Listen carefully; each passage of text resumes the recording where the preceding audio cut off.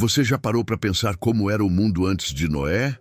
Não estamos falando de lendas, mas de um tempo real, com pessoas, cidades, tecnologias e até gigantes. Por que Deus decidiu recomeçar tudo? E o que isso revela sobre o tempo em que vivemos hoje?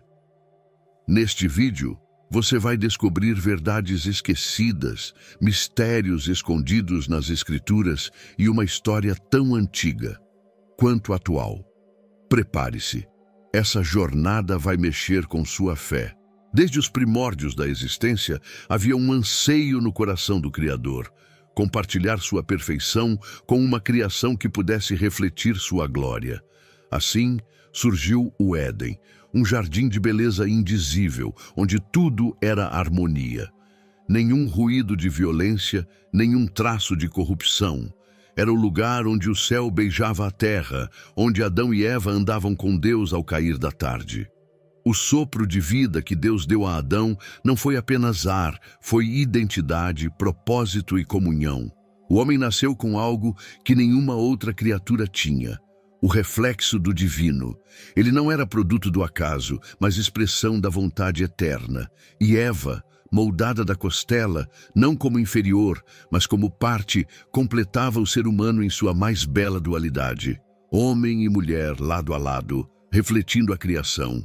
O Éden não era uma utopia simbólica, era realidade espiritual e física. Imagine um lugar onde a terra não precisava ser arada, onde o conhecimento não vinha da dor, mas da presença constante de Deus.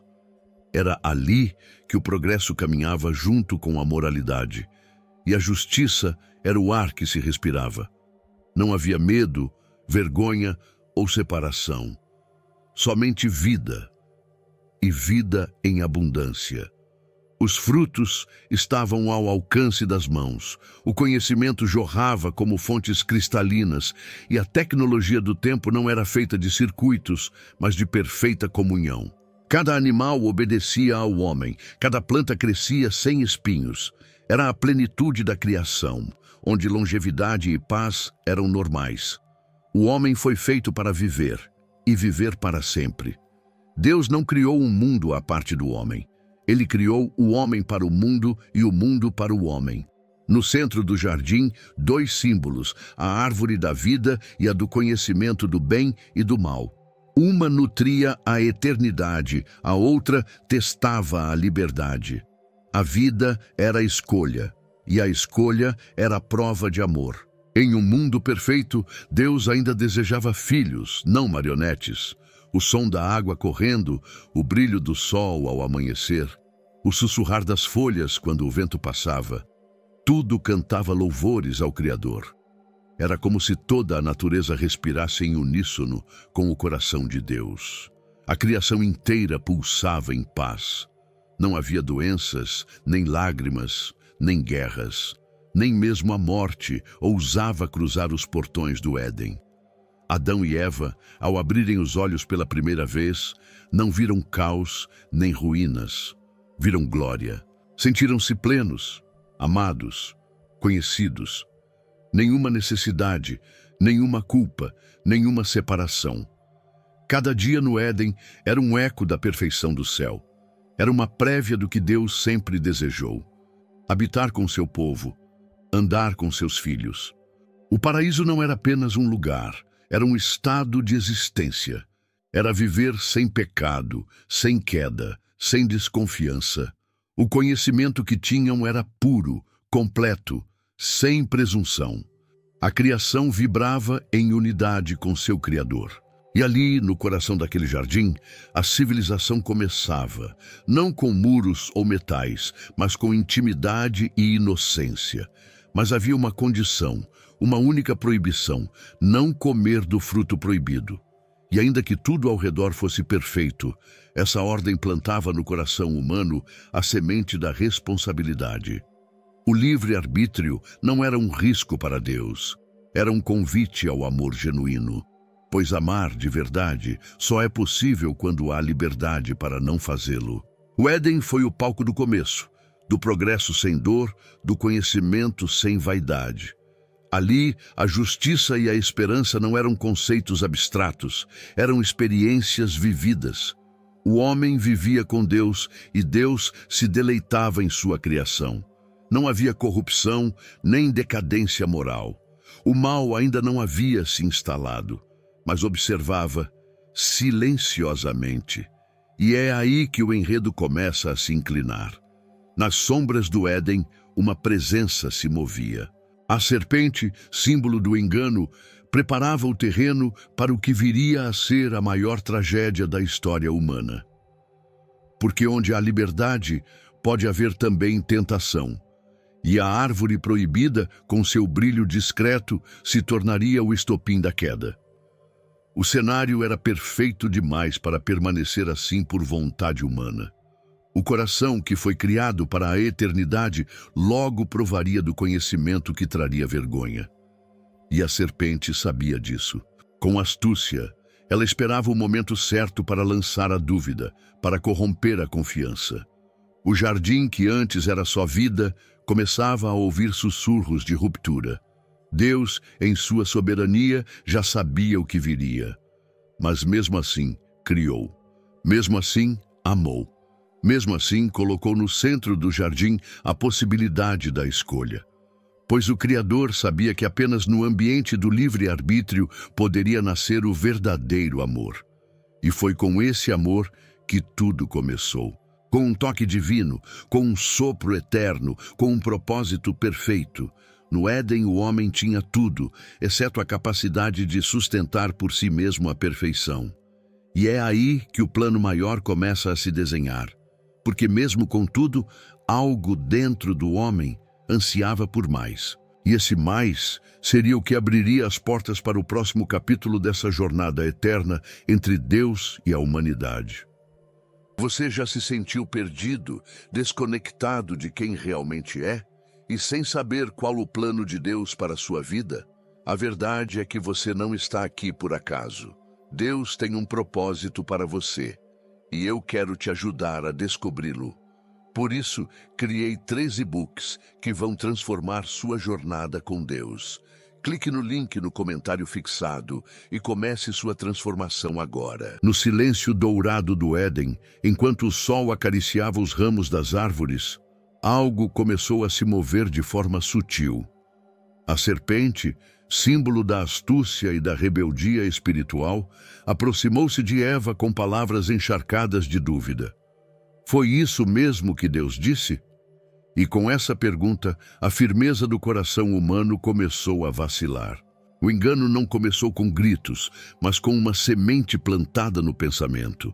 Eva, curiosa e vulnerável, contemplou o fruto proibido. Não era apenas uma questão de fome. Era desejo por aquilo que estava além do limite traçado por Deus. A promessa da serpente era sedutora: sereis como Deus. A criação agora olhava para si com ambição. O coração humano, criado para obedecer, escolheu conhecer o bem e o mal por conta própria, e então ela comeu. O sabor era doce, mas sua consequência era amarga. O fruto proibido se tornou o ponto de ruptura. Eva, sem entender plenamente a gravidade, estendeu o fruto a Adão. E ele, o guardião do jardim, escolheu o silêncio em vez da liderança. Comeu. E com isso, caiu não só o homem, mas toda a humanidade futura. Foi nesse instante que a vergonha nasceu. Seus olhos se abriram, não para ver mais, mas para perceber o que haviam perdido. Tentaram se cobrir com folhas, como se pedaços de figueira pudessem esconder a nudez da alma. A pureza se foi, o medo chegou, e eles se esconderam do som dos passos de Deus. Algo que antes era consolo, agora era terror. A pergunta de Deus ecoou como um trovão: Adão, onde estás? Não era uma busca geográfica, mas espiritual. Era o chamado de um pai à alma que escolheu se afastar. E então vieram as desculpas, a transferência de culpa. Foi a mulher, foi a serpente. O pecado, como vírus, já operava dentro deles. E a queda se tornava real. A criação gemeu. O Éden já não podia abrigar o pecado. Era o início da dor, do trabalho duro, dos partos com sofrimento. Deus, em sua justiça, os expulsou, mas mesmo ali mostrou redenção. Fez roupas de pele, sacrifício, derramamento de sangue, prenúncio do Cordeiro. Mesmo diante da queda, a esperança ainda sussurrava. A serpente foi amaldiçoada. Deus declarou: porei inimizade entre ti e a mulher, entre a tua descendência e o seu descendente. E essa profecia era o prenúncio de Cristo. O Messias viria da mulher, pisaria na cabeça da serpente. A história da queda já carregava em si a promessa da redenção. A luz ainda brilhava, mesmo em meio à escuridão. Do Éden à terra árida, Adão e Eva começaram sua jornada. Sentiram na pele a dureza da existência, o cansaço do trabalho, a dor das perdas. E mesmo com 930 anos de vida, Adão sabia que algo tinha se rompido para sempre. A longevidade já não era paz, mas lamento contínuo por uma glória perdida. O pecado manchava tudo. Eva deu à luz filhos, mas também experimentou o luto. Com Caim e Abel, o drama do pecado continuou. O primeiro homicídio. A inveja, agora livre, arrastava a humanidade para caminhos ainda mais sombrios. A queda havia liberado forças que o homem não podia controlar. Cada geração nascia mais distante do Éden. O pecado não parou de se multiplicar. Como uma praga, espalhou-se nas famílias, nos povos, nas culturas. A decadência moral acelerava. Os homens buscavam conhecimento, sim, mas sem Deus. A tecnologia crescia, mas a justiça diminuía. A metalurgia florescia, mas os valores murchavam. O progresso sem moralidade apenas encurtava o caminho para a destruição. A serpente, mesmo caída, ainda sussurrava nos corações humanos. Suas mentiras assumiam novas formas: orgulho, luxúria, avareza. O pecado não era mais um ato, era um estado. E o homem já não conseguia se libertar sozinho. A queda não era apenas a história de Adão e Eva, era a história de todos nós. Uma herança amarga. O conhecimento adquirido no Éden não foi sabedoria, mas peso. Saber o bem e o mal sem poder fazer o bem, eis a tragédia. E desde então, o homem clama por um retorno, uma restauração, um novo começo. E Deus, em sua infinita paciência, já começava a preparar esse caminho. A queda não seria o fim. O plano da redenção seguia em curso. Mesmo diante da desobediência, o Criador não desistiu de sua criação. Ele permitiu o livre-arbítrio, mas não abandonou a humanidade às trevas. O fruto proibido abriu feridas profundas, mas Deus já havia separado o bálsamo. O tempo da promessa viria, e com ela a aliança.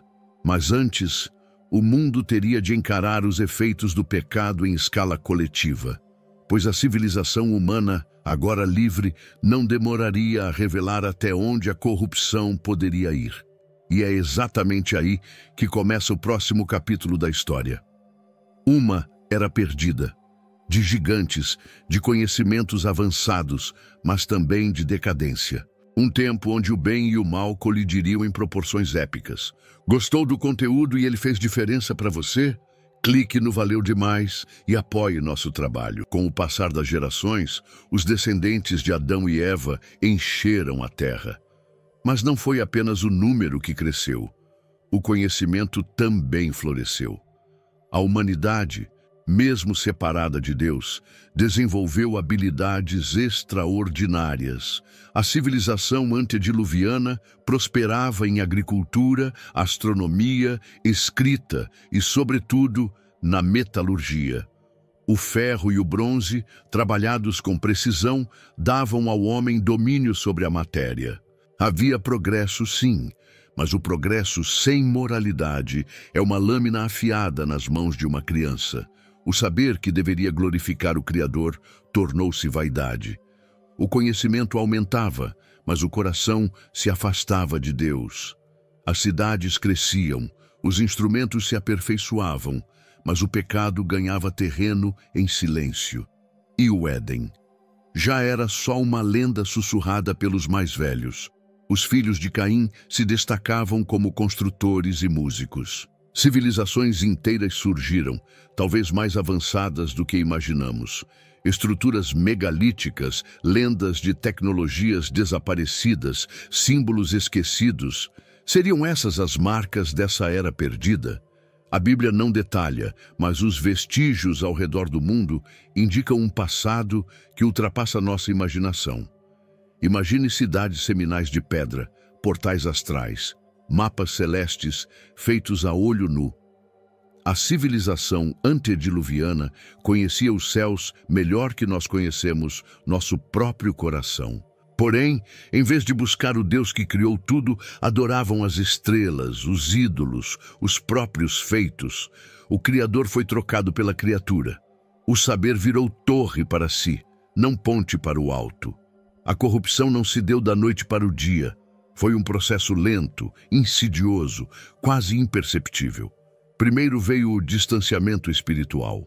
Depois, a relativização da verdade. Por fim, o abandono da justiça. Era um mundo onde a longevidade, que poderia trazer sabedoria, apenas prolongava o orgulho. Matusalém viveu 969 anos, mas mesmo assim, o coração da humanidade endureceu.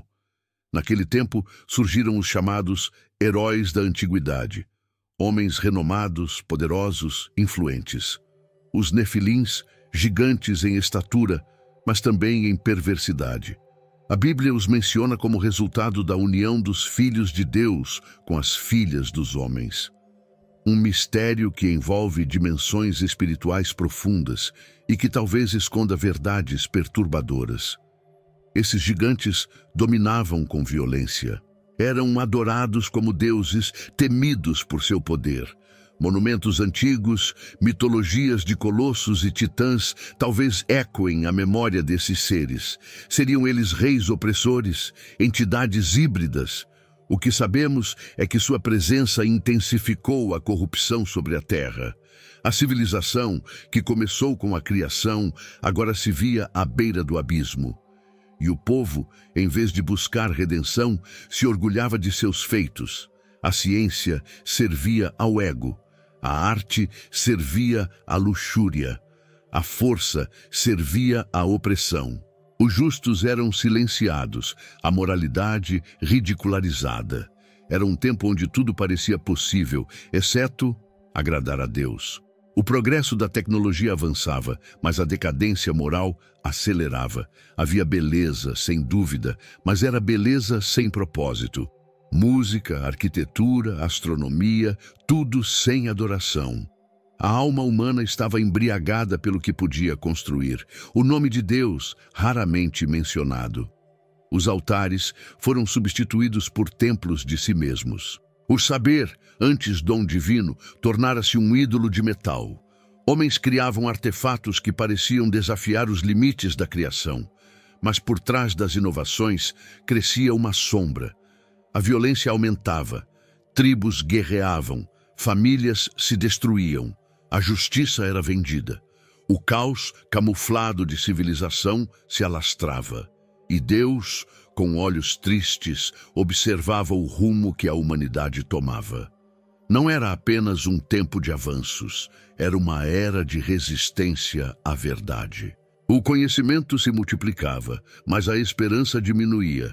E então Deus viu que a maldade do homem era grande sobre a terra e que todo o intento do seu coração era continuamente mau. Uma constatação devastadora. A civilização estava podre por dentro. A era antediluviana, marcada pela longevidade e inteligência, se tornara um espetáculo de ruína moral. No meio disso tudo, apenas alguns, bem poucos, ainda buscavam ao Senhor. Dentre eles, destacava-se um homem, Noé. Enquanto todos celebravam o progresso, Noé caminhava com Deus. Ele era o elo perdido entre a criação e a redenção. Em meio a festas pagãs, torres erguidas ao céu e alianças com as trevas, Noé construía algo diferente: obediência. Enquanto outros fabricavam armas e cidades, ele moldava fé. E seria essa fé, simples, resistente, quase solitária, que escreveria o próximo capítulo da história. Uma nova chance nasceria, mas às custas de um julgamento sem precedentes. Porque o que estava por vir não era apenas um alerta, era uma decisão divina, e enquanto os martelos da arca começavam a soar, os dias daquela civilização perdida se contavam silenciosamente. O tempo da graça chegava ao fim, e o juízo viria com chuva. Os Nefilins. A simples menção desse nome já provoca espanto e fascínio. Quem eram? De onde vieram? Por que a Bíblia os menciona de forma tão enigmática?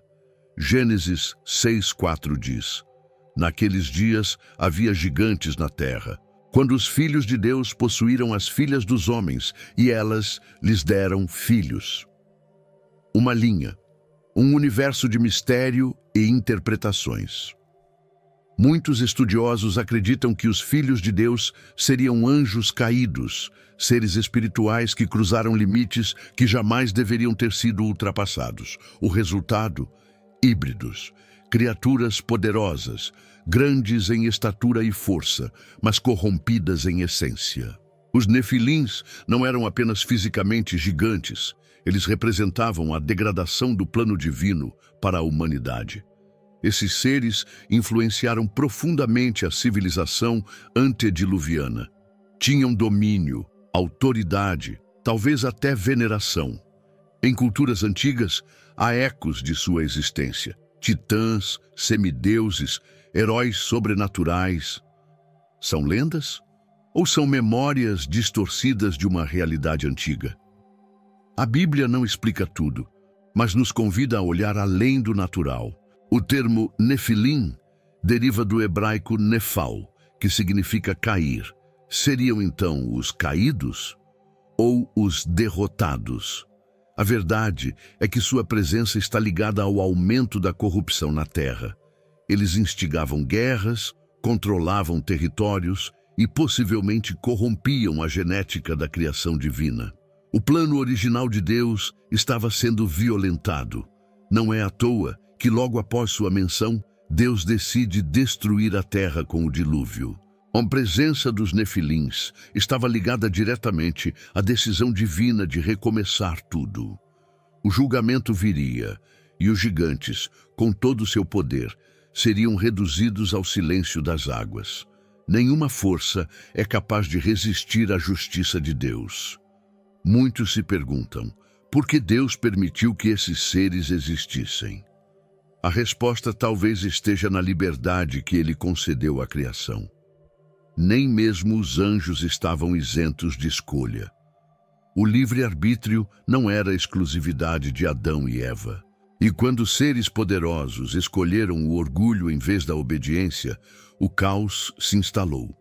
Alguns rabinos e teólogos afirmam que a missão de Noé ia além da construção da arca. Ele deveria preservar a pureza da criação. A corrupção causada pelos Nefilins ameaçava não apenas a moralidade, mas a própria estrutura genética da humanidade. Noé, justo e íntegro em suas gerações, tornou-se o guardião da linhagem humana. Há registros de gigantes após o dilúvio também, como os Anaquins e os Refaíns, em Deuteronômio e Josué. Seriam resquícios dos Nefilins? Ou descendentes espirituais de uma nova rebelião? Seja como for, o padrão se repete. Onde há gigantes, há opressão. Onde há opressão, a justiça de Deus não tarda a se manifestar.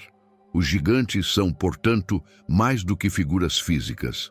São símbolos da soberba humana, da aliança com o que é profano, da tentativa de alcançar o céu por meios próprios. Eles representam tudo o que o homem pode se tornar quando se afasta do Criador e se junta ao inimigo. Uma civilização de colossos com corações vazios. É possível que hoje ainda enfrentemos gigantes, não com lanças ou pedras, mas com fé. Gigantes que se disfarçam de ideologias, vícios, sistemas corruptos. forças que tentam dominar a mente e o espírito, desviando-nos da verdade.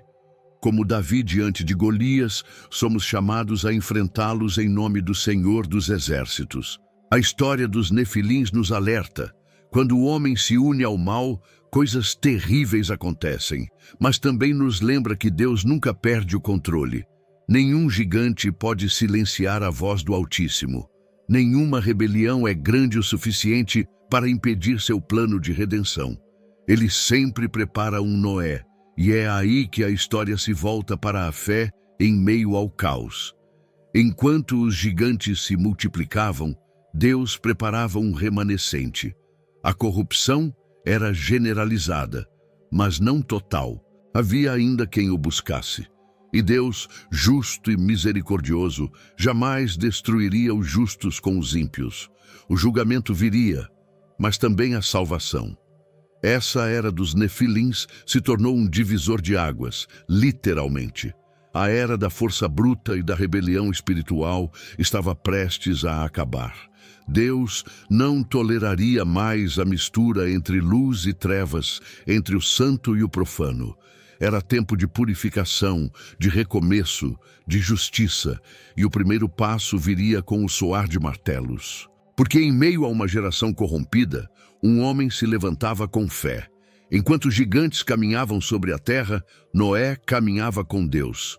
E seria essa caminhada que iniciaria a construção da maior embarcação da história humana, a Arca da Salvação. Porque quando o mal alcança seu auge, Deus revela seu plano redentor. Com o avanço das gerações, o coração humano mergulhou num abismo de decadência. A longevidade, que deveria promover sabedoria, serviu para multiplicar o mal. Homens viviam séculos, mas seus dias estavam cheios de violência, engano e luxúria.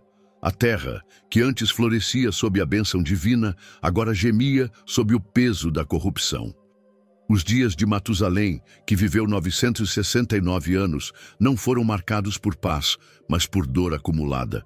A Bíblia diz: a maldade do homem se multiplicava sobre a terra, e toda a imaginação dos pensamentos do seu coração era má continuamente.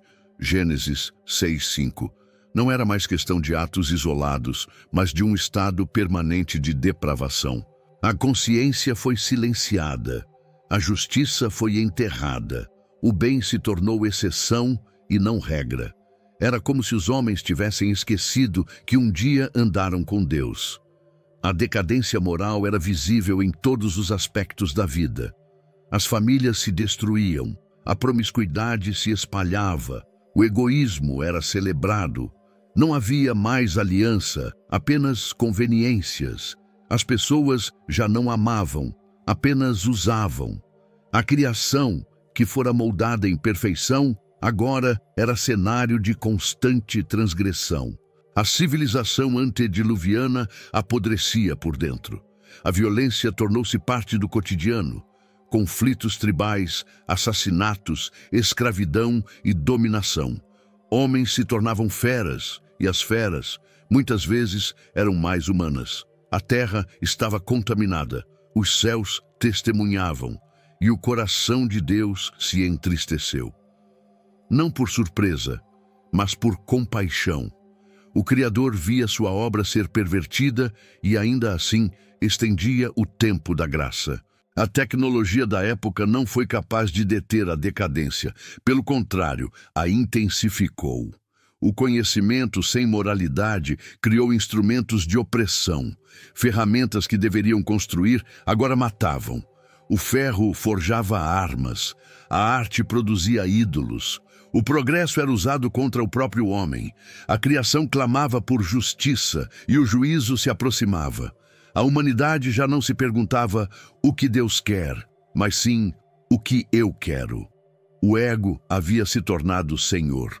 A serpente, ainda que silenciosa, colhia os frutos de sua mentira.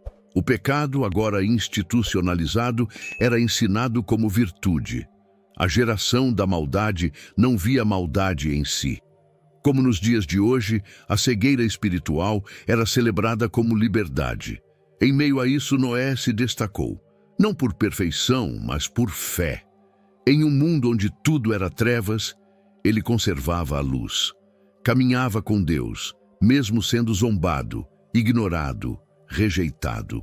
Enquanto muitos escolhiam o caminho largo da destruição, ele trilhava a vereda estreita da obediência. Sua vida era um protesto silencioso contra a decadência do mundo. O juízo se aproximava, mas o povo não percebia. Estavam ocupados demais com festas, negócios, casamentos, ignorando os sinais. Soava familiar. Jesus comparou os dias de Noé aos dias da vinda do Filho do Homem. Porque a história é cíclica e a corrupção de ontem é o espelho do hoje.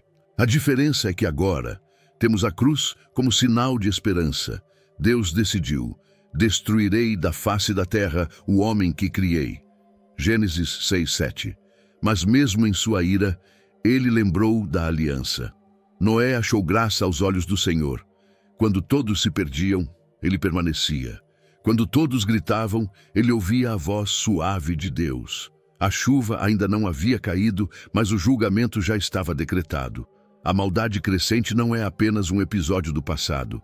Ela ecoa nos nossos dias. Basta olhar ao redor. Corrupção nos governos, injustiça nas ruas, mentira nas redes. A mesma essência, a mesma podridão. E como então, Deus continua chamando, enviando alertas, procurando corações que ainda estejam dispostos a ouvir e obedecer. A justiça de Deus não falha, mas também não se apressa. Ele dá tempo, ele avisa, ele levanta profetas, como fez com Noé. O dilúvio não veio sem pregação. Décadas de marteladas, de mensagens ignoradas, de zombarias suportadas. Mas Noé não desistiu, porque sabia que um dia o céu deixaria de ser azul e começaria a chorar. A pomba ainda não voava, o arco-íris ainda não brilhava, mas algo já estava sendo preparado. Deus já havia traçado o plano. A corrupção da humanidade seria confrontada com a pureza da obediência, a maldade com a justiça, a destruição com a possibilidade de sobrevivência. A esperança ainda sussurrava, mesmo em meio ao estrondo da iniquidade. A longevidade havia perdido seu brilho. Viver centenas de anos já não era bênção, mas peso. E o coração de Deus, que criara o homem para viver eternamente com ele, agora se via forçado a apertar o botão de reinício. Não por raiva, mas por redenção. Porque quando Deus julga, ele também prepara um recomeço. Ele nunca destrói sem já ter planejado a reconstrução. E essa reconstrução começaria com uma embarcação. Não feita de orgulho, mas de fé. Não cheia de tesouros, mas de vida. Porque quando o mundo se corrompe até a raiz, Deus planta uma semente. E essa semente germinaria em forma de madeira. Uma arca. Uma promessa flutuante. E é exatamente aí que a história continua.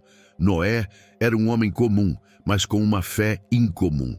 Em meio a uma geração dominada pela corrupção, sua vida contrastava como uma chama em noite escura. Ele não era perfeito, mas era obediente. E essa obediência o tornou alvo da graça divina. Quando Deus decidiu reiniciar a criação, escolheu alguém que ainda o ouvia: Noé. A ordem foi clara, mas desafiadora: construir uma arca, não uma pequena embarcação, mas uma gigantesca estrutura de salvação.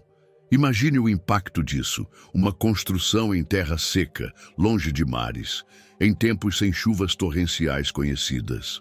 Noé obedeceu sem questionar. Não pediu sinais, apenas começou a martelar. A arca era mais que madeira, era símbolo de redenção. Cada golpe de martelo era um ato de fé, cada tábua colocada era uma declaração: eu creio. Durante 120 anos, ele construiu. Enquanto todos viviam como se nada fosse acontecer, ele trabalhava com perseverança. Sua construção era o sermão silencioso de um mundo à beira do juízo. As medidas da arca foram especificadas por Deus: 300 côvados de comprimento, 50 de largura, 30 de altura. Isso dá aproximadamente 135 metros de extensão. Um navio colossal, sem leme, sem vela, guiado apenas pela vontade divina. Uma embarcação feita para flutuar, não para navegar. O propósito era sobrevivência, não direção. Noé não construiu sozinho. Seus filhos o ajudaram, mesmo que talvez não entendessem totalmente. É assim com muitos pais de fé. Constroem para proteger sua casa espiritual. E mesmo que o mundo diga que é loucura, permanecem firmes. A verdadeira herança que Noé deixou para seus filhos não foi apenas a arca, mas o exemplo. Os zombadores se multiplicavam. "Vai chover, Noé", diziam rindo. A fé dele era vista como fanatismo, sua pregação como loucura. Mas ele seguia. Talvez lembrasse das palavras do Criador todas as manhãs. Ele sabia. A chuva viria. O julgamento estava a caminho. Sua missão não era convencer todos, mas obedecer àquele que tudo vê. A arca era dividida em compartimentos, com andares e janelas. A estrutura permitia alojar casais de todas as espécies animais. Era um abrigo para a criação, um útero flutuante para o novo começo, e em meio a essa logística sobrenatural, havia ordem. Nada em Deus é improvisado. Cada detalhe da arca tinha um propósito sagrado. Os animais vieram, guiados não por instinto, mas por comando divino. 2 a 2, 7 de alguns, marcharam rumo à salvação. Era um espetáculo silencioso, um desfile profético. A natureza obedecia ao Criador, enquanto os homens zombavam. Até os bichos discerniam o tempo, mas os corações humanos permaneciam endurecidos. Noé não apenas construiu, ele também pregou. Segundo Pedro, ele era pregoeiro da justiça. Sua vida era um chamado ao arrependimento, mas ninguém ouviu. As vozes da vaidade, da incredulidade e da arrogância abafaram a última chance de escape. Ainda assim ele seguiu, dia após dia, tábua por tábua, esperança por esperança. Quando a arca ficou pronta, Deus disse: "Entra tu e toda a tua casa na arca, porque tenho visto que és justo diante de mim nesta geração." Gênesis 7:1. Que declaração poderosa! Em um mundo inteiro, apenas um homem e sua casa foram considerados dignos. O padrão de Deus não é quantidade, é fidelidade. A porta foi fechada pelo próprio Deus, não por Noé. Porque só o Senhor sabe quando o tempo da graça se encerra. Quando Deus fecha a porta, ninguém mais abre. Os dias de zombaria acabaram. O tempo da construção deu lugar ao tempo da salvação. E agora era esperar. Esperar a primeira gota que mudaria tudo. Dentro da arca, o silêncio era carregado de expectativa. Fora dela, o céu se fechava. Noé não sabia quanto tempo duraria, mas sabia que Deus era fiel. Ele não precisava de garantias, apenas confiava na palavra. Enquanto o mundo lá fora se preparava para a destruição, ele descansava sobre as águas da promessa. Essa arca, construída com fé, é símbolo da nossa fé hoje. Muitos riem, zombam, ignoram, mas o tempo da chuva sempre chega, e aqueles que andam com Deus constroem suas vidas sobre a palavra, mesmo que pareça ilógico. A obediência pode parecer loucura para os homens, mas é sabedoria diante de Deus. E então, a primeira nuvem se formou. Um vento estranho soprou. O céu começou a tremer. A chuva viria, e com ela, o juízo. Mas também a promessa de um novo começo. Porque quando Deus fecha uma porta, é para abrir outra, do outro lado do dilúvio. Então, o céu rompeu o silêncio. Primeiro, gotas leves, depois torrentes que pareciam rasgar o firmamento. Durante 40 dias e 40 noites, a chuva não cessou. Era como se o próprio céu estivesse chorando a corrupção da terra. A criação gemia e a água cobria tudo. O juízo de Deus havia começado. O chão também cedeu. As fontes do grande abismo se romperam, jorrando águas das profundezas. De cima e de baixo, a terra foi engolida. As montanhas desapareceram. Os rios se confundiram com o céu. Não era uma tempestade comum. Era a fúria sagrada da justiça divina. A civilização antediluviana deixava de existir. Dentro da arca, Noé ouvia o barulho das águas golpeando a estrutura. Cada trovão, cada onda era a confirmação de que Deus cumpria sua palavra. A destruição não era prazerosa para o Senhor, mas necessária. O mal havia chegado ao limite. E agora, a arca flutuava, um símbolo de sobrevivência cercada pela morte. Lá fora, o desespero tomava conta. Os que zombaram agora corriam. Batiam nas portas da arca, gritavam por misericórdia, mas era tarde demais. A porta estava fechada. A graça havia sido oferecida, mas rejeitada. A chuva que regaria uma nova terra agora afogava os frutos do pecado. O dilúvio não foi um simples acidente natural. Foi um ato deliberado de julgamento. 150 dias, as águas prevaleceram sobre a terra, cobrindo tudo. Nenhuma colina, nenhum abrigo, nenhuma torre resistiu. A criação foi reiniciada com lágrimas. Os únicos sons agora eram o rugir das águas e o silêncio de uma geração que não ouviu a voz de Deus. Mas mesmo no meio do juízo, havia propósito. A arca era um útero espiritual, gerando um recomeço. Dentro dela, vida. Fora dela, destruição. Como um batismo global, o dilúvio sepultava o velho mundo para dar lugar ao novo. A água que mata também lava. O juízo que corrige também purifica. Imagine o peso emocional dentro da arca. Noé, sua esposa, seus filhos, noras, todos em um espaço fechado, com animais, sons, cheiros e lembranças.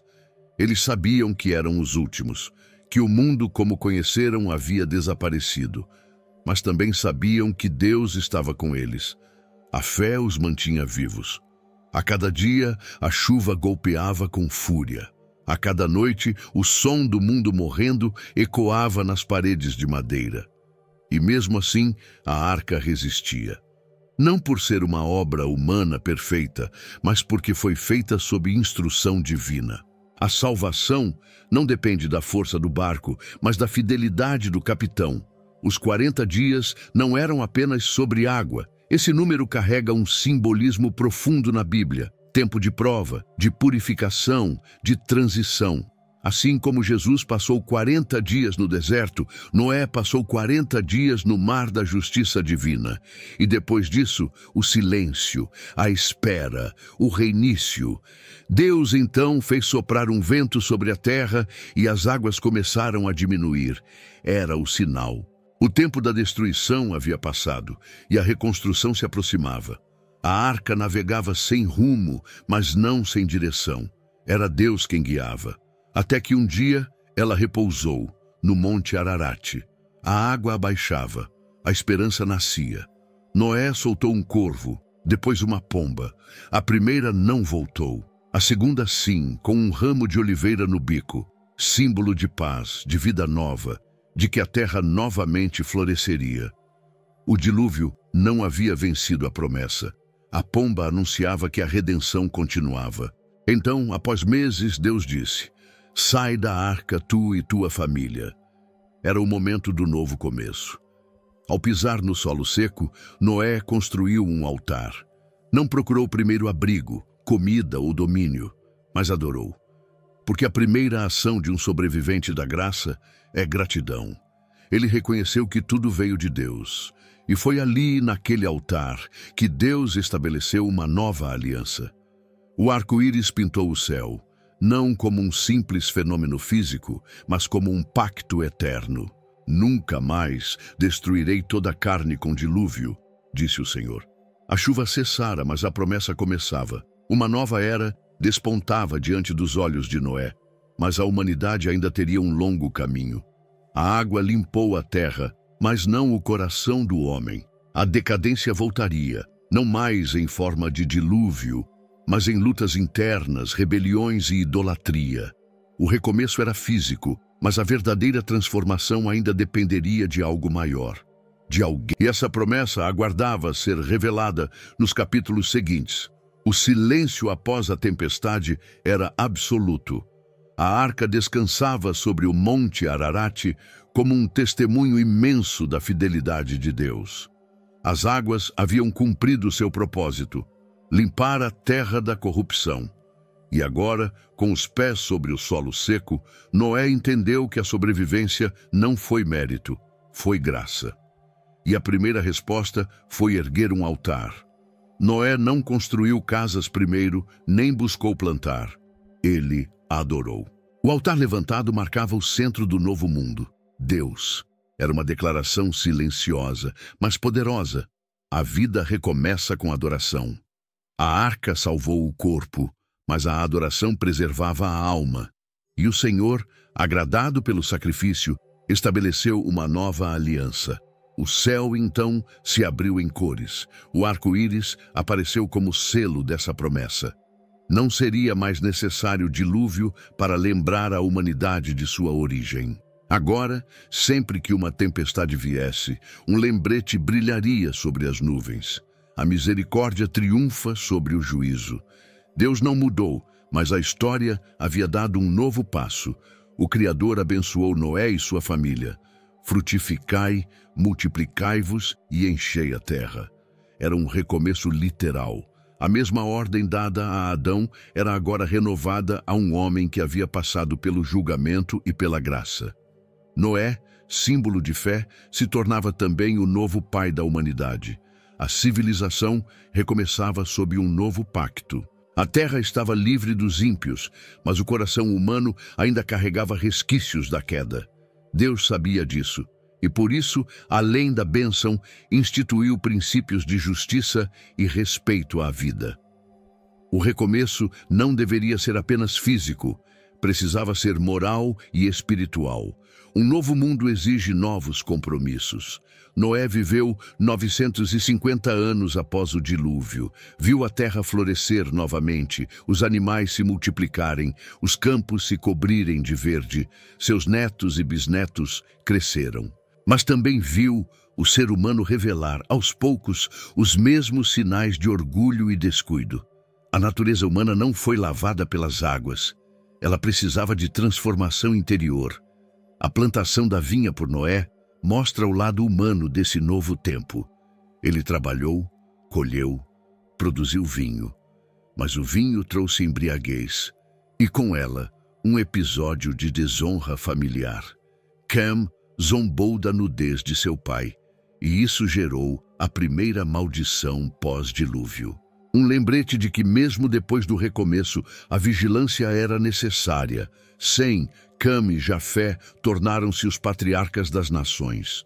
Suas linhagens se espalharam por toda a terra.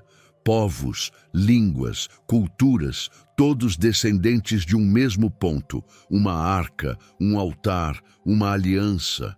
O mundo se reconstruía, mas cada passo da humanidade estava ligado à decisão de permanecer ou não no caminho do Senhor. O arco-íris, que cortava o céu como uma ponte entre Deus e os homens, não era só um símbolo de beleza, mas de compromisso. Era a assinatura do Criador em um pacto eterno. Deus havia escolhido continuar conosco, mesmo conhecendo nossa natureza. Ele não desistiu da criação, renovou sua misericórdia sobre ela. Os dias de chuva haviam ficado para trás, mas o símbolo do juízo permaneceria como advertência e consolo. Advertência para que o homem não voltasse à corrupção. Consolo para lembrar que Deus não agiria mais daquela maneira. E cada tempestade futura traria, ao final, o brilho suave do perdão no horizonte. O novo mundo não era isento de desafios. Havia terras a conquistar, alimentos a plantar, famílias a proteger. Mas havia também esperança, a esperança de que dessa vez o homem lembraria do que viu, do que viveu, do que Deus fez. A esperança de que a memória gerasse reverência, e a reverência, fidelidade. Esse recomeço nos ensina que Deus não é apenas um juiz, é também um restaurador. Ele não destrói por prazer, mas corrige por amor, e quando corrige, prepara o caminho para um futuro de bênçãos. A aliança com Noé mostra que Deus prefere reconstruir com os fiéis do que continuar com os corruptos. A arca, agora vazia, tornara-se símbolo do passado. O futuro estava no altar, na aliança e na obediência. A partir daquele monte, a vida teria um novo ritmo, marcado por temor e gratidão. A criação havia recebido uma segunda chance, e com ela, uma oportunidade de viver não apenas sob o sol, mas sob a aliança. Assim, a história da humanidade seguiu, não perfeita, mas possível, com os pés no chão e os olhos no céu, sabendo que cada tempestade pode passar e que todo recomeço exige memória, fé e compromisso. Noé foi o marco de que, mesmo após o pior, Deus ainda deseja caminhar conosco, e isso por si só é redenção. Agora que você viu como era o mundo antes do dilúvio, o que isso diz sobre o tempo em que estamos vivendo? Será que temos repetido os mesmos erros? Deus ainda fala, ainda chama, ainda oferece um recomeço, mas cabe a nós ouvir e obedecer. Que tal refletir sobre sua própria arca espiritual? O que você tem construído? Se essa mensagem tocou seu coração, inscreva-se no canal, ative as notificações e compartilhe com alguém que precisa ouvir isso. A palavra transforma e juntos podemos espalhá-la. Se o dilúvio mostrou o juízo de Deus sobre uma geração, o que dizer do momento em que um simples soldado romano reconheceu o Filho de Deus diante da cruz? A história dele vai te surpreender.